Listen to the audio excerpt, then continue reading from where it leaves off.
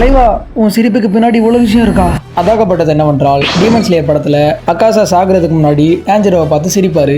And டான்ஜிரோவும் எதுக்கு நம்மளை பார்த்து இவன் சிரிக்கிறான் அப்படின்ற மாதிரி ஆச்சரியத்துல இருப்பாரு. அந்த சிரிப்புக்கு பின்னாடி இருக்க உண்மையான ரீசன் என்னன்னு தெரியுமா? வெரிவெல், நீங்க அக்காசாவோட பாஸ்ட டான்ஜிரோ ரிமைன் பண்ணதுக்காக அக்காசா ஒருவேளை தேங்க்யூ சொல்ற விதமா சிரிச்சிருக்கலாம் அப்படின்னு நீங்க யோசிச்சிருக்கலாம். பட் அது கிடையவே கிடையாது. ஏன்னா உங்களுக்கு தெரிஞ்சிருக்கும், எல்லா டீமனோட தலை வெட்டினதுக்கு அப்புறம் பாஸ்ட் மெமரிஸ் கண்டிப்பா வந்துதான் ஆகும். அப்படிதான் இந்த கொய்யுக்கியோட நினைவுகள்லாம் வந்திருக்கும். டான்ஜிரோக்கும் அதுக்கும் பெரிய அளவுல சம்பந்தம் இல்லை. ஸோ இந்த காரணம் கிடையவே கிடையாது. அப்ப அந்த சிரிப்புக்கு பின்னாடி இருக்க உண்மையான காரணம் என்ன அப்படின்னு கேட்டீங்கன்னா, அக்காசா அவரை டிஃபீட் பண்ண டான்ஜிரோவை ஒரு ஒருத்தி ரைவலா ஏத்துக்கிட்டு இருப்பாரு. அந்த தருணத்துல அதுக்கு காரணம் டான்ஜிரோ மறைமுகமா வந்து தாக்காம நான் அவன் தலையை வெட்ட போறேன்னு தைரியமா சொல்லி நேருக்கு நேரம் நின்று போராடி ஜெயிச்சிருக்கான். ஸோ அதனாலதான் அந்த ரெஸ்பெக்ட். இதுக்கான முக்கிய காரணம் அக்காசா வீக் ஆனவங்கள ரொம்பவே வெறுப்பாரு. அதுக்கான காரணம் என்னன்னா, அவங்களால பாதுகாக்க முடியல அப்படின்றது கிடையாது. வீக்கா இருக்கவங்களாம் தவறான வழியில ஆப்போனண்ட்டை தோக்கடிக்கிறது அக்காசாக்கு பிடிக்கவே பிடிக்காது. ஏன்னா அப்படிதான் பாய்சனை வச்சு அவரோட எதிர்கால மனைவியை கொண்டிருப்பாங்க. அதனாலதான் அக்காசா வீக்கே வெறுத்திருப்பாரு.